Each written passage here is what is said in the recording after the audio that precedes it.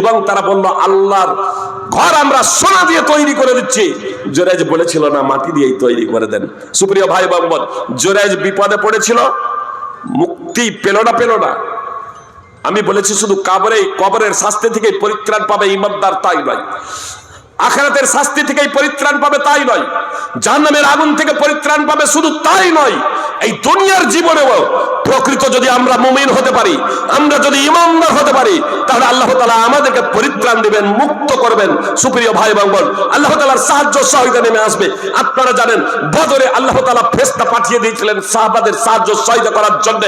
এমনকি হুনাইনের যুদ্ধেও আল্লাহ তাআলা আসমান থেকে ফেরেশতা পাঠিয়ে দিয়েছিলেন। সুপ্রিয় ভাই বোন, প্রয়োজনে আবার আল্লাহ তাআলা আসমান থেকে ফেরেশতা পাঠাবেন। আল্লাহ বলছেন ইয়া আইয়ুহাল্লাযীনা আমানু ইন তানসুরুল্লাহা ইয়ানসুরকুম, হে ঈমানদারেরা তোমরা আল্লাহর দ্বীনকে বাস্তবায়িত করো, আল্লাহর বিধিনিষেধের বাস্তবায়ন করো, আল্লাহ তোমাদের সাহায্য এবং সহযোগিতা করবেন। আমরা আগে আল্লাহর দ্বীনের বাস্তবায়ন করব, তবেই তো আমরা আল্লাহর দ্বীনকে প্রতিষ্ঠিত করব, তবেই তো। রাসূল সাল্লাল্লাহু আলাইহি সাল্লাম একদা ইবনে আব্বাস রাদিয়াল্লাহু তাআলা আনহুকে বলেছিলেন, হে ইবনে আব্বাস, আমি তোমাকে কিছু কথা শিখিয়ে দিচ্ছি। ইহফাদিল্লাহ ইয়াহফাদকা, তুমি আল্লাহর বিধিবিধানের হেফাজত করো, তুমি আল্লাহর বিধিবিধানের হেফাজত করো, আল্লাহ তোমার হেফাজত করবে। ইহফাদিল্লাহ তাজিদহু তুজাহাক, তুমি আল্লাহর সন্তুষ্টি কামনা করো, আল্লাহকে তুমি তোমার নিকটেই পাবে। আল্লাহর বিধিবিধানের বাস্তবায়ন করো, আল্লাহর বিধিবিধানের বাস্তবায়ন করো, আল্লাহ তোমার হেফাজত করবেন। আল্লাহর বিধিবিধানের বাস্তবায়ন করো, আল্লাহ তোমার হেফাজত করবেন। আল্লাহর সন্তুষ্টি কামনা করো, আল্লাহকে তুমি তোমার নিকটেই পাবে। আর যখন চাইবে তখন আল্লাহর কাছে চাইবে, যখন সাহায্য প্রার্থনা করবে তখন আল্লাহর কাছেই সাহায্য প্রার্থনা করবে, আল্লাহর কাছেই সাহায্য প্রার্থনা করবে। নবী সাল্লাল্লাহু আলাইহি সাল্লাম বলছেন, জেনে রাখো, ইলামু, জেনে রাখো, উম্মতের সকলে সমবেত হয়ে যদি তোমার এমন কোন ক্ষতি করব মনে করে যা তোমার মুকাদ্দারে লেখা নাই, যা তোমার ললাটে লেখা নাই, যা তোমার কপালে লেখা নাই, ভাগ্যে লেখা নাই, তাহলে ক্ষতি করতে পারবে না। উম্মতের সকলে মিলেও তোমার ক্ষতি করতে পারবে না বিন্দু মাত্র, যা তোমার কপালে লেখা নাই, পারবে না। আর যা তোমার কপালে লেখা নাই, ভাগ্যে লেখা নাই, উম্মতের সকলে একত্রিত হয়েও তা বিন্দু মাত্র তা উপকার করতে পারবে না। সুপ্রিয় ভাতৃবৃন্দ, কথা মনোযোগ দিয়ে শুনুন। সুনানে তিরমিজির হাদিস, হাদিস নম্বর 2516, নবী সাল্লাল্লাহু আলাইহি সাল্লাম বলছেন, রুফিয়াতিল আকলাম, রুফিয়াতিল আকলাম, কলম উঠিয়ে নেওয়া হয়েছে, এবং পাণ্ডুলিপি, কলম শুকিয়ে গিয়েছে এবং পাণ্ডুলিপি উঠিয়ে নেওয়া হয়েছে, পাণ্ডুলিপি উঠিয়ে, কলম উঠিয়ে নেওয়া হয়েছে।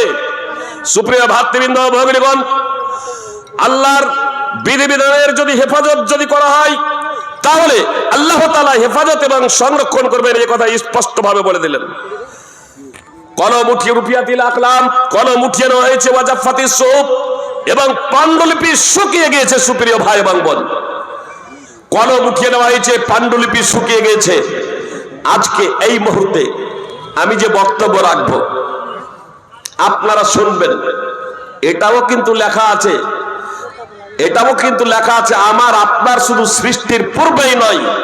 নবী সাল্লাল্লাহু আলাইহি সাল্লাম বলছেন, আসমান জমিন সৃষ্টিরও 50,000 বছর আগে আল্লাহ তাআলা লিখে রেখেছেন।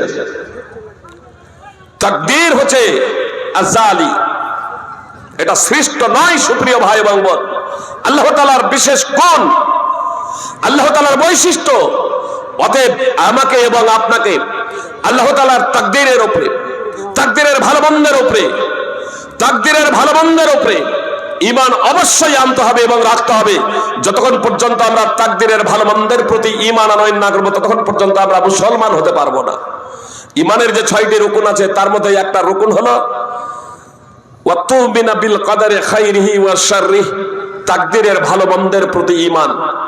আব্দুল্লাহ ইবনে উমর রাদিয়াল্লাহু তাআলা আনহুকে যখন বলা হলো মাবাদ আল জুহানি বসরাতে তাকদীরকে অস্বীকার করে, সে ভাবে এবং বলে যে তাকদীর বলতে কোনো কিছু নাই, পৃথিবীতে যা কিছু আছে সবকিছু পূর্ব পরিকল্পনা ছাড়াই অটোমেটিক্যালি এই সবগুলো হতে আছে। তো আব্দুল্লাহ ইবনে উমর রাদিয়াল্লাহু তাআলা আনহু বলেছিলেন, তাদেরকে বলে দিও, তাদের থেকে আমি মুক্ত, আমার থেকে তারা মুক্ত, তাদের সাথে আমার কোনো সম্পর্ক নেই। তারা যদি আল্লাহর পথে খরচ করে উহুদ পাহাড়ের সমপরিমাণ সোনা, তাহলে আল্লাহ তাআলা তা কবুল করবেন না। আল্লাহর কসম করে তিনি এই কথা বলেছিলেন। উহুদ পাহাড় আপনারা নাম শুনেছেন সুপ্রিয় ভাই এবং বোন, তাই তো? উহুদ পাহাড় কত বড় জানেন? জানাজার নামাজ পড়লে 1 কেরাত, মাটি দিলে 1 কেরাত, 2 কেরাত, আর একটা কেরাত হচ্ছে উহুদ পাহাড়ের সমান। তো উহুদ পাহাড় কত বড় জানেন? দেবপুর গ্রামটা কত বড়? কয় কিলোমিটার হবে? যে দেবপুর গ্রামটা কয় কিলোমিটার হবে? কয় কিলোমিটার বলছি? ঘুরে ঘুরে কয় কিলোমিটার? 2.5 কিলোমিটার। উহুদ পাহাড়ের প্রশস্ত হচ্ছে উহুদ পাহাড়ের প্রশস্ত হচ্ছে 2 থেকে 3 কিলোমিটার প্রশস্ত। উহুদ পাহাড়ের প্রশস্ত হচ্ছে 2 থেকে 3 কিলোমিটার, আর দৈর্ঘ্য হচ্ছে 7 কিলোমিটার। তাহলে আপনার দেবীপুর গ্রামের ডবল। আর উচ্চতা হচ্ছে 1077 মিটার। 7 কিলোমিটার দৈর্ঘ্য, 2 থেকে 3 কিলোমিটার প্রস্থ, আর উচ্চতা হচ্ছে 1077 মিটার। 1077 এটা কিলোমিটার না, এটা মিটার। কত বড়! এই এত বড় পাহাড়ের সমপরিমাণ কেউ যদি সোনাও আল্লাহর পথে দান করে, আর সে ভাগ্যের ভালো মন্দের প্রতি যদি আস্থা না রাখে, তাহলে সে ইমানদার হতে পারে না, সে মুসলমান হতে পারে না। সহিহ মুসলিমের হাদিস। সুপ্রিয় ভাতৃবৃন্দ ও ভগিনীগণ, এজন্য আপনাদের কাছে আমার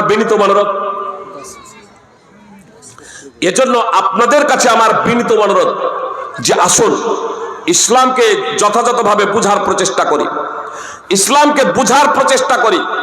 জেনে রাখবেন, নিরক্ষরতা আমার আপনার জন্য কল্যাণজনক নয়।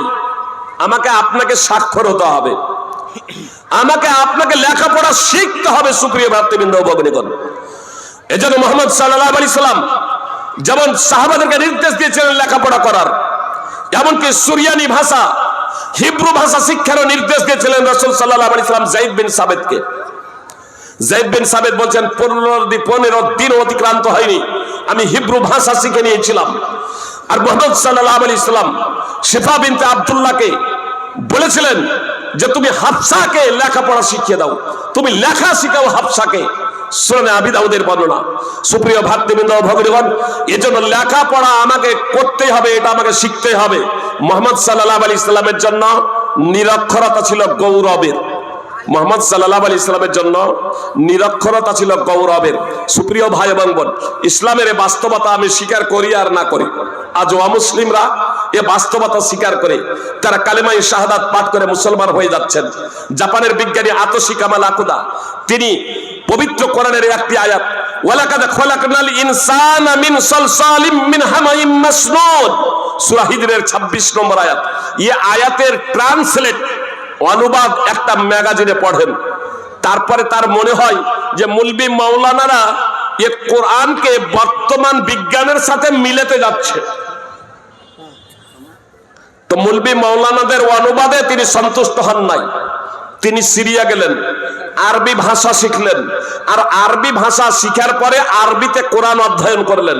কোরআন অধ্যয়ন করার পরে জাপানের বিজ্ঞানী আতোশি কামাল তিনি কালেমায়ে শাহাদাত পাঠ করে মুসলমান হয়ে গেছেন এবং ইসলাম প্রচারের কাজে এখন তিনি নিয়োজিত রয়েছেন। সুপ্রিয় ভাতৃবৃন্দ ও ভগিনীগণ, এইভাবে আপনার কত বছর মার্চের আগে হার্ভার্ড বিশ্ববিদ্যালয়ের বিজ্ঞানী, হার্ভার্ড বিশ্ববিদ্যালয়ের অধ্যাপক, মার্কিন বিজ্ঞানী, স্টেম সেল ওষুধের উদ্ভাবক হেনরি ক্লাসেন কালেমায়ে শাহাদাত পাঠ করে মুসলমান হয়েছেন এবং গত রমাজানে আপনার সম্পূর্ণ রোজা পালন করেছেন, প্রথম রোজা থেকে।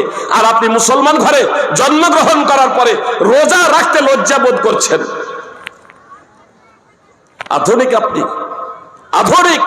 সুপ্রিয় ভাতৃবৃন্দ ও ভগ্নীগণ, আপনার বিশ্বের ইংল্যান্ডের অন্যতম ধনী ব্যক্তি আলফি বেস্ট, সম্পদের অভাব ছিল না, অন্যতম ধনী ব্যক্তি, কালেমায়ে শাহাদাত পাঠ করে মুসলমান হয়ে গেলেন। আপনার যুক্তরাষ্ট্রের ধর্মযাজক হিলারিয়ান হেগি, তিনি কালেমায়ে শাহাদাত পাঠ করে মুসলমান হয়ে গেলেন। আপনার ফেসবুক এবং ইউটিউব যদি খুলেন, তাহলে আমাদের ভারতের সনাতন ধর্মী দীনকৃষ্ণ ঠাকুরের বক্তব্য আপনারা শুনতে পাবেন। তিনি বলছেন, আমি যদি মুসলমান হতাম নিজেকে ধন্য মনে করতাম, আমি যদি মুসলিম হতাম নিজেকে সৌভাগ্যবান মনে করতাম। মানে তার ধারণাতে সে অমুসলিম ঘরে জন্মগ্রহণ করেছে, এই জন্য সে মুসলমান হতে পারবে না। তিনি বলছেন যে মুসলমানরা সৌভাগ্যবান। তিনি বলছেন, আমি যদি মুসলমান হতাম নিজেকে ধন্য মনে করতাম, মুসলিম হলে নিজেকে সৌভাগ্যবান মনে করতাম। সত্যি আপনাদের বলি সুপ্রিয় ভাই এবং বোন, মুসলমান সৌভাগ্যবান। মুসলমান ঘরে আপনাদের আল্লাহ সৃষ্টি করার তৌফিক দিয়েছেন, মুসলমান ঘরে আপনাদের জন্মগ্রহণ করার তৌফিক দান করেছেন, এটা আমার আপনার জন্য সৌভাগ্য।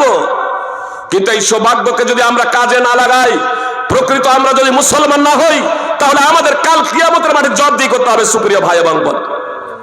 ইসলাম সার্বজনীন দিন।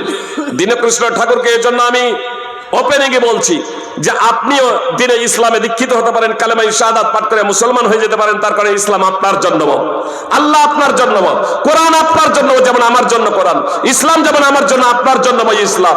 তিনি এই কথাটি বলেছিলেন মুহাম্মদ সাল্লাল্লাহু আলাইহি ওয়াসাল্লামের একটা হাদিসকে কেন্দ্র করে। অনেক হাদিস আছে সুপ্রিয় ভাই এবং বোন, সবগুলোই মানবতার কল্যাণে। তিনি বলেছিলেন, নবী সাল্লাল্লাহু আলাইহি ইসলামের কথা হলো, তিনি বলেছিলেন ইসলামের কথা হলো যে তোমার ভাইয়ের জন্য তুমি তাই পছন্দ করবে যা নিজের জন্য পছন্দ করবে। মুহাম্মদ সাল্লাল্লাহু আলাইহি ওয়াসাল্লাম স্পষ্ট ভাবে বলেছেন, লা ইউমিনু আহাদুকুম হাত্তা ইউহিব্বা লিআখিহি মা ইউহিব্বু লিনাফসিহি। তোমাদের কেউ ততক্ষণ ইমানদার হতে পারে না, অর্থাৎ তোমাদের কেউ ততক্ষণ মুসলমান হতে পারে না, যতক্ষণ না সে নিজে তার নিজের জন্য যা পছন্দ করে তার ভাইয়ের জন্য তাই পছন্দ করবে। বুখারী এবং মুসলিমের হাদিস। সুপ্রিয় ভাতৃবৃন্দ ও ভগ্নীগণ, আমি কথা শেষ করে দেব এই কথা বলে যে সুপ্রিয় ভাই এবং বোন, আল্লাহ তাআলা আমাদেরকে সুযোগ দিয়েছেন, আমাদেরকে খুব সুযোগ দিয়েছেন। আল্লাহ তাআলার অশেষ রহমত যে আমরা ইসলামকে খুব সহজে পেয়েছি। অবহেলা করবেন না, ইসলামকে জানুন, ইসলামকে বুঝুন, জ্ঞানার্জন করুন। তলাবুল ইলমি ফারিজাতুন আলা কুল্লি মুসলিম। নবী সাল্লাল্লাহু আলাইহি সাল্লাম বলেছেন, প্রত্যেক মুসলিমের জন্য জ্ঞানার্জন করা অপরিহার্য কর্তব্য। সহিহুল জামে হাদিস নম্বর 3913 ও 14। এখানে যে জ্ঞানের কথা বলা হয়েছে, আপনি দুনিয়াবি যত জ্ঞান আছে, পার্থিব যত জ্ঞান আছে, আপনি অর্জন করুন, কোনো আপত্তি নেই। তবে দিনের মৌলিক জ্ঞান যদি আপনি অর্জন না করেন, যেটা ফরজ, তাহলে আপনাকে অবশ্যই জবাবদিহি করতে হবে। বরং দিনের জ্ঞান আপনি অর্জন না করেন, তাহলে ইসলাম থেকে বের হয়ে যাবেন। ইসলাম বিনষ্ট হয়ে যাবার 10টি কারণ ওলামায়ে কেরাম বড় বড় চিহ্নিত করেছেন। নামাকিদুল ইসলাম, ইসলাম বিনষ্টকারী বিষয়সমূহ আজকে বাংলাতেও বই পাওয়া যাচ্ছে, অধ্যয়ন করবেন। তার মধ্যে একটা বিষয় হলো আল ইরাদ আন দীনিল্লাহ লা ইয়াতাআল্লামুহু ওয়া লা ইয়ালামু বিহি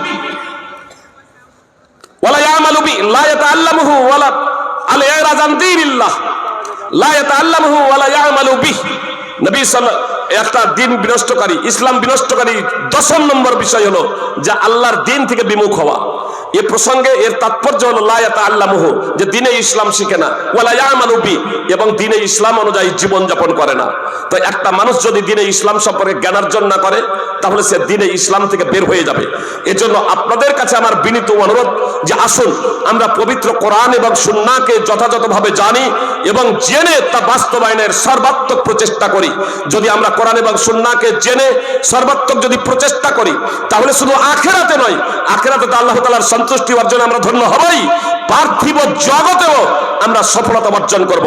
আমাদের মধ্য থেকে, আমাদের অন্তর থেকে আল্লাহ তাআলা ভয় ভীতি দূর করে দেবেন। পার্থিব জগতেও আল্লাহ তাআলা আমাদেরকে নিরাপত্তা প্রদান করবেন এবং দ্বীনে ইসলামকে সুপ্রতিষ্ঠিত করবেন। আল্লাহ তাআলা যা অঙ্গীকার করেছেন সূরা নূরের 24 নম্বর সূরার 55 নম্বর আয়াতে। এজন্য আপনাদের কাছে করজোড়ে নিবেদন যে আসুন আমরা সকলেই পবিত্র কোরআন এবং সুন্নাহকে যথাযথভাবে বাস্তবায়নের সর্বাত্মক প্রচেষ্টা করি। হে আল্লাহ, তুমি আমাদেরকে নিজ রহমতে পবিত্র কোরআন এবং সুন্নাহকে জানার এবং মূল্যায়ন করার এবং তা বাস্তবায়ন করার তৌফিক দান করো, আমিন। আকুলু কাউলি হাযা আস্তাগফিরুল্লাহ লি ওয়া লাকুম ওয়া লিসাইরিল মুসলিমিন। আসসালামু আলাইকুম ওয়া রাহমাতুল্লাহি ওয়া বারাকাতুহু। জাযাকাল্লাহু আহসানাল জাযা।